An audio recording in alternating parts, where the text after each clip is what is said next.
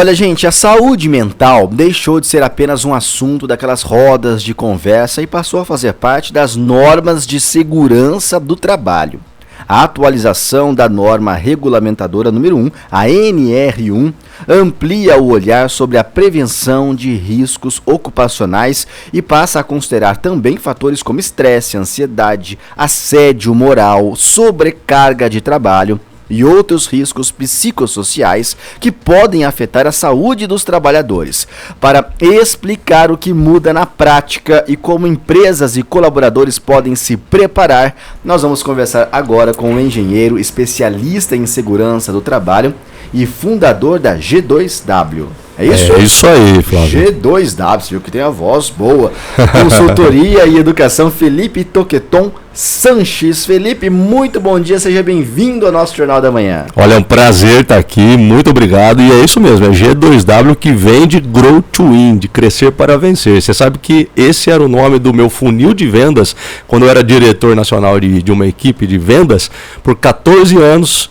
E foi ele que me acompanhou até eu ter aquele episódio de saúde que nós vamos comentar aqui. Pois é, que coisa, hein? Ô Felipe, é um assunto, a gente fala de saúde mental, claro, saúde mental a gente sabe o que é, todo mundo sabe o que é quando a gente fala de saúde mental. Mas quando a gente traz para esse universo corporativo e da maneira como a NR1 agora estabelece, é uma novidade. O que vai mudar ou o que se pretende mudar no ambiente de trabalho? Ótimo.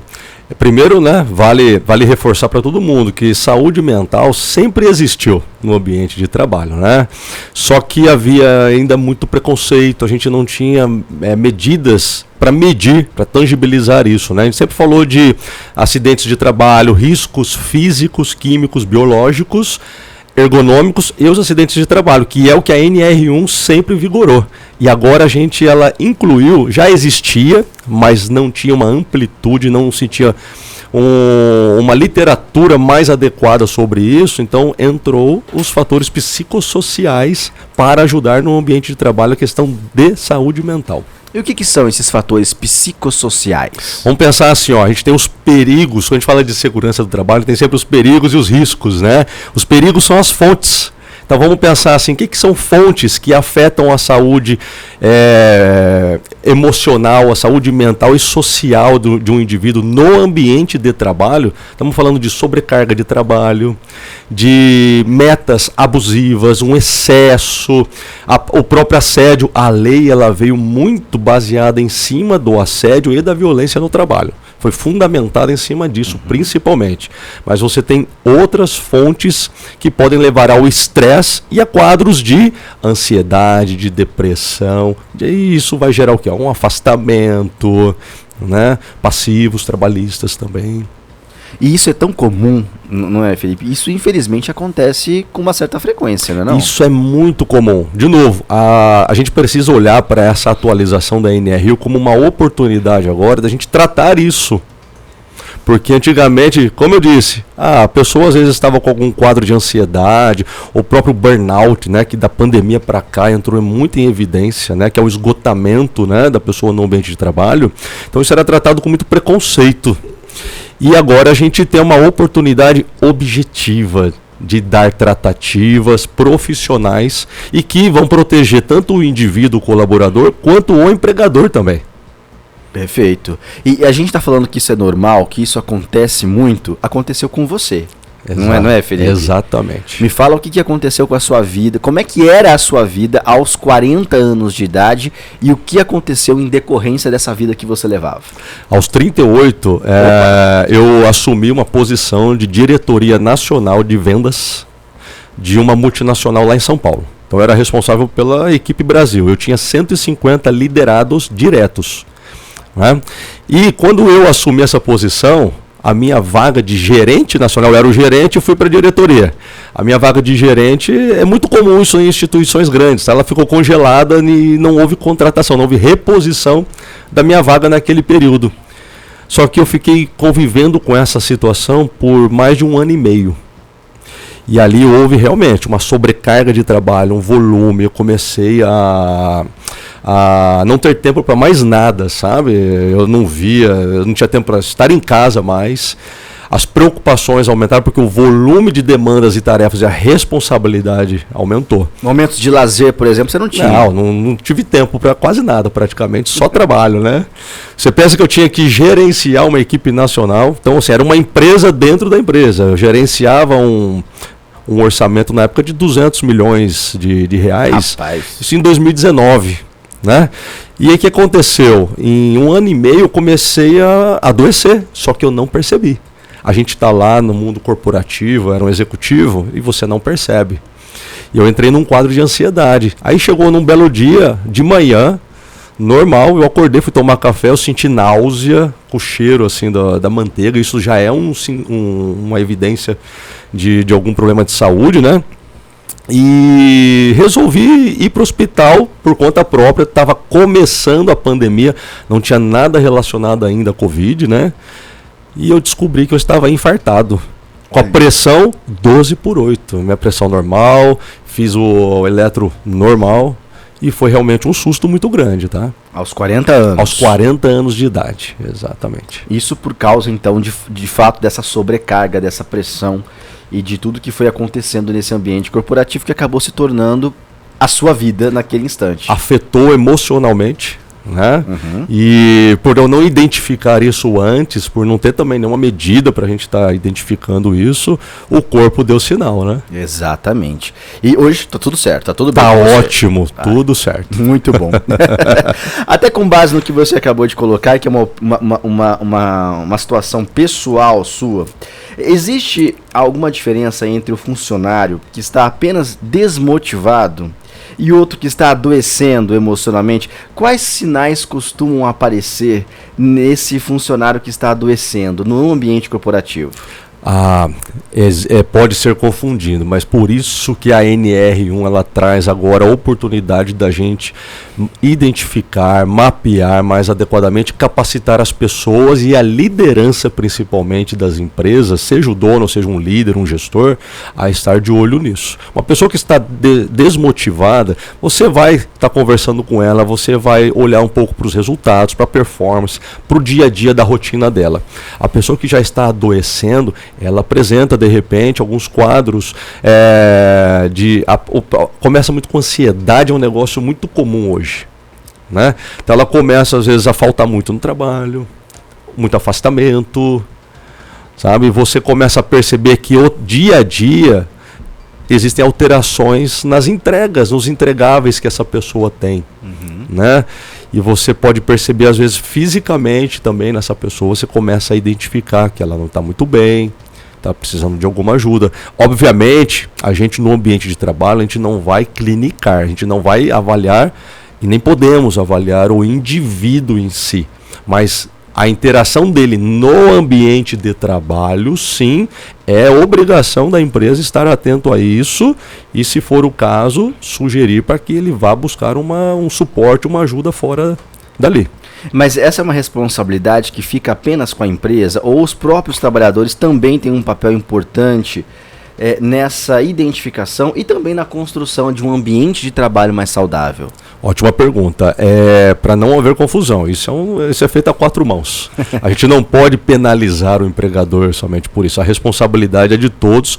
Tanto que, quando a gente está agora fazendo todo o mapeamento desses riscos psicossociais nas empresas, o plano de ação, que são medidas de controle, e o plano gerencial, o que vamos fazer de boas ações para evitar ou mitigar isso a partir de hoje, ele é um plano criado em conjunto com os colaboradores. E precisa ser, né? Precisa ser. Precisa ser, porque de fato ali é quem vai sofrer, né? O funcionário, o colaborador é quem sofre quando o ambiente de trabalho é tóxico, quando há essa pressão exagerada, quando há essa meta inalcançável, inatingível, e que fica ali no pé. O chefe às vezes manda mensagem 11 da noite, madrugada manda mensagem. E é muito comum, hein? É muito comum. Eu tenho certeza que tem muita gente que está ouvindo agora o nosso programa e está falando, puxa, meu chefe faz isso, né? Ou já trabalhei numa empresa em que isso acontecia. Então, de fato, as pessoas precisam ficar atentas. Agora, uma preocupação de muitos empresários é imaginar que essa mudança vai gerar burocracia e até mais custos. Na prática, isso Acontece ou não? Olha, vai aumentar o custo porque você está tendo agora a necessidade de implementar um novo procedimento. Então, um profissional, um engenheiro de segurança ou um técnico de segurança, profissionais habilitados em saúde e segurança do trabalho, eles têm que ir à empresa, fazer um novo laudo, uma nova avaliação. Tá? Isso tem um custo. Agora, vamos pensar assim, esse custo, o retorno sobre o investimento desse custo é muito maior. Estamos falando de você criar um ambiente mais seguro, um ambiente mais saudável, mais produtivo. E a partir das medidas que irão ser tomadas ali, você pode criar realmente um ambiente onde a performance individual de cada colaborador ela vai aumentar. Então o retorno para o empregador é muito maior. Sem contar que isso protege tanto o colaborador e protege também, quando bem feito, protege o empregador.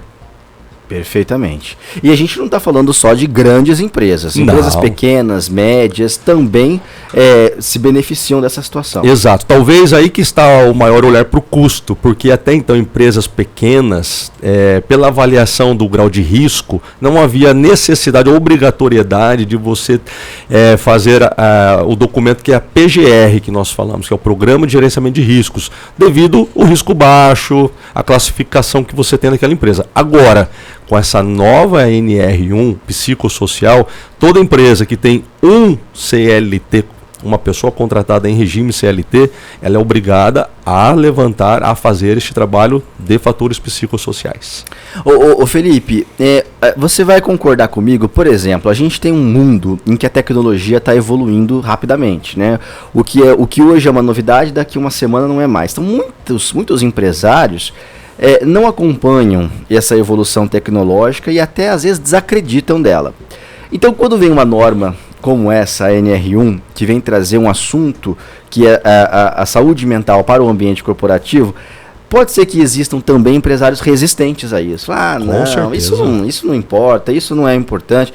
O que você teria a dizer a esses empresários? Olha, e isso é muito cultural nosso, tá? Do brasileiro. Tá? Vou dizer para você que na década de 60, um cara entrava numa obra para fazer um trabalho lá sem o uso de qualquer equipamento de proteção individual, sem nenhum equipamento. E o Brasil era recordista em acidentes de trabalho. Olha só. E aí o que acontece? A partir do momento que, tornou-se obrigatório o uso, foi normal.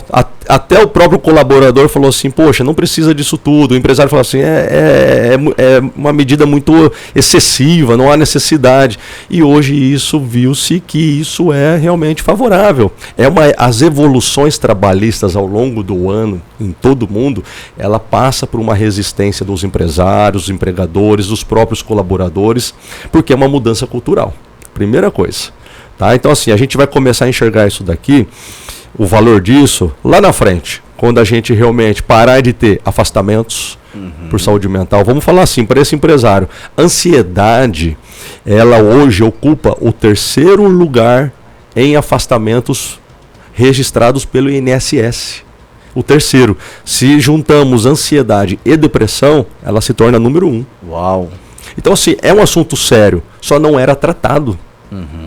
E da pandemia para cá isso se agravou justamente pela mudança que teve na socialização, os isolamentos, o burnout aumentou muito, a forma de trabalho híbrido, home office, verdade. Sabe, viu-se que naquele momento seria ótimo, agravaram-se os casos de saúde mental. Até porque, né, o trabalho não é somente a função que você exerce, mas é você, às vezes, a sua rotina de sair de casa, de socializar com os companheiros de trabalho, você ter ali uma rotina que te tira de casa e que também é benéfica. Agora, quando você fica preso dentro de casa, às vezes você trabalha, mas convive com os problemas da casa, mais somados aos problemas do trabalho, então realmente o home office... eu sempre pensei isso, eu nunca gostei de home office, eu já tive a oportunidade de trabalhar de home office e eu achava estranho trabalhar, levantar da cama e não ir para algum lugar, ter que ficar em casa trabalhando, porque a questão de estar junto de outras pessoas ali dentro do ambiente de trabalho, para mim era importante. Cara, você acredita, quando houve, né, a pandemia se instalou mesmo no Brasil e muita gente foi para home office, né? Eu fui um caso desse, né? Olha só, eu tinha em torno de 14 reuniões por dia. Nossa. Todos os colaboradores, eles lotavam a minha agenda, eu tinha que travar o horário do almoço para eu poder ter horário para almoçar. Então, olha isso, é uma sobrecarga de trabalho no final do dia, sabe? Com certeza. E assim, existem muitos estudos, não cabe a mim isso, mas assim, existem estudos, né, que comprovam que assim, o ser humano, ele é um ser social, né? A gente precisa se socializar, não estar sozinho, e isso traz realmente prejuízos emocionais no final do dia. Ô Felipe, existe algum segmento profissional que sofre mais com essa questão? Ou essa sobrecarga ou esse ambiente tóxico pode se instalar em qualquer tipo de empresa? É qualquer tipo de empresa. A gente costuma, talvez, sempre olhar, talvez é um viés que a gente tem para equipes comerciais, porque tem muita meta de vendas, o que é comum e normal, tá? Mas a gente costuma realmente identificar casos de esgotamento ou de um estresse ali mesmo, com muita ansiedade, em equipes comerciais é muito comum. Então a gente tem que ficar muito atento a isso, justamente pelo fato de ser um trabalho dinâmico de crescimento mês contra mês, trimestre contra trimestre e atingimento de metas mensais. Perfeitamente. Agora, para quem está ouvindo a gente agora, aqui na nossa quinta-feira, ocupa um cargo de liderança, qual que seria a primeira mudança de postura que pode ser feita já a partir de hoje em relação a esse assunto? Bom, eu gosto de falar assim, a gente tem a norma agora. Então a gente tem duas coisas a serem feitas que eu considero muito importantes. A primeira é a conformidade com a lei. Então, primeira coisa, a gente ter um profissional habilitado para fazer esse estudo, os laudos, os relatórios. É a primeira coisa. O segundo, entra o papel da liderança. Eu acredito que o líder, ele é o agente transformador. Ele é a peça fundamental de uma empresa, seja ele o dono, seja ele uma equipe, um gestor, um gerente. Tá? E aí a oportunidade desse líder fazer uma transformação cultural na equipe, na empresa. Então, assim, sempre olhar para primeira, organização do trabalho. Não adianta eu ter um plano de desenvolvimento individual, bonito para o meu colaborador ficar motivado. Se o dia a dia desse cara está totalmente atrapalhado, se os processos, os fluxos, né, que ele está inserido, é uma bagunça, não é produtivo, existe retrabalho. Então, se eu olhar para a organização do trabalho, capacitar a liderança, então assim, a gente tem que preparar os líderes para dar um bom feedback, para realmente gerenciar conflitos entre as pessoas, porque o terceiro ponto, a terceira dimensão, são as relações entre as pessoas. É ali que a gente trabalha a cultura e o clima da organização, de forma sistêmica, tá? Mas assim, criar rotinas. A gente só implementa uma cultura mesmo se a gente cria rotinas. Não pode ser uma ação pontual. Isso não vai virar o jogo. Perfeitamente. Isso para quem está num cargo de liderança, exatamente, né? Para quem é o gestor, para quem é o empresário, o próprio dono da empresa. Agora, para quem é colaborador, né, e sente que trabalha num ambiente que está afetando a sua saúde mental, essa pessoa chega em casa esgotada ou chega em casa, desconta na família e não tem, como você colocou, não tem momentos de lazer, não consegue encontrar um momento para conseguir almoçar ou para conseguir se desvincular do trabalho. Qual que é a orientação para essa pessoa? Bom, muita coisa, né? Talvez assim, a gente leva de casa para o trabalho e a gente tem que tentar separar um pouco isso. É difícil, né?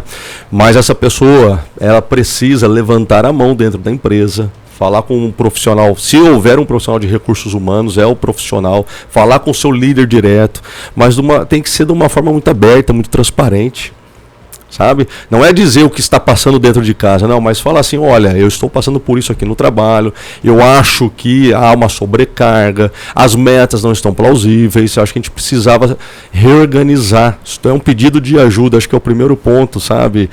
E eu sei que pode haver talvez um medo ou um constrangimento por medo de represália, de repente, sabe? Sim. Mas eu acho que a NR ela entra agora para começar a tirar alguns paradigmas da frente e habilitar esse espaço para o diálogo, sabe? E essa NR, ela vai ser fiscalizada de alguma forma? Vai. Saiu recentemente, né, uma determinação do STF proibindo a aplicação de multas por 90 dias. Essa foi uma última atualização. Tem muita gente me perguntando, né, nos lugares que eu estou indo já fazer os laudos, os trabalhos, também com liderança e cultura, né? Felipe, será que isso vai virar mesmo? Eu falei, não vai virar. Já virou, já entrou, é lei, né? A questão é que esses 3 meses, e foi uma medida super razoável e positiva no meu ponto de vista, porque a ideia não é penalizar o empregador, Sim. é dar tempo para ele se adaptar, para ele implementar as ações, para ele se preparar para isso, né? O ponto negativo disso é que realmente, por não haver uma cultura disto no Brasil, as pessoas estão duvidando se isso ainda vai virar. Então vão deixar sempre para a última hora, e esse vai ser o maior erro, porque a fiscalização virá e vai sim, eles vão aplicar multas. E um ponto importante para deixar aqui, Flávio, para o pessoal, é assim, eu estou indo em muito lugar já fazendo, né, o meu trabalho como engenheiro de segurança, as entrevistas com liderança, tem muita gente somente aplicando um questionário. Então isso aí está sendo muito dito, sabe, na mídia, né? Não, aplica um questionário de clima aqui. E isso é parte do que a gente tem que fazer. Ela é uma ferramenta que a norma pede para ser aplicada, porém, ela vai avaliar uma situação e não o contexto da empresa. Já trabalho com questionários de cultura e clima há mais de 20 anos. Como que uma empresa vai... um questionário vai dizer a realidade de uma empresa? É muito frio, né? É muito frio. Você precisa de mais elementos para compor toda essa análise, tá? Então esse é um ponto importante para o pessoal prestar bastante atenção, porque tem muito profissional vendendo questionário por aí. Puxa vida. Olha, é um tema sempre muito importante da gente debater, trazer. É um tema novo dentro do ambiente de trabalho, que é o que a NR1 propõe aí, com essa nova regulamentação. Mas eu acredito que nós conseguimos aí passar um panorama geral, não é, Felipe, do que está acontecendo para os empresários, para os colaboradores, para a construção de um ambiente de trabalho mais saudável e que seja um ambiente que produza melhores resultados tanto para o empregador quanto para os seus colaboradores. Eu queria agradecer a sua participação aqui no Jornal da Manhã. Já chegamos ao final. Muito obrigado, viu, Felipe? Eu que agradeço, tá? Um bom dia a todos aí. E a porta está sempre aberta para você aqui, tá bom? Posso deixar minhas redes aqui? Claro, por favor. É @Felipe Toqueton e @G2W Consultoria. Perfeitamente. Obrigado, Felipe Toqueton. E agora, Jonathan Alves, 7 horas da manhã, 58 minutinhos. A gente precisa dar tchau, é isso? Vamos, que amanhã é sexta-feira, então amanhã. O pessoal já está se preparando hoje. Pré-sexta, né? Vamos lá. É isso aí, gente. Obrigado pelo carinho de vocês. Você está aqui na Jovem Pan Araçatuba 104.3. Amanhã, Suelen Giron vai estar aqui no Jornal da Manhã. Obrigado pelo carinho de todos e até lá. Tchau. Você ouviu na Jovem Pan Jornal da Manhã.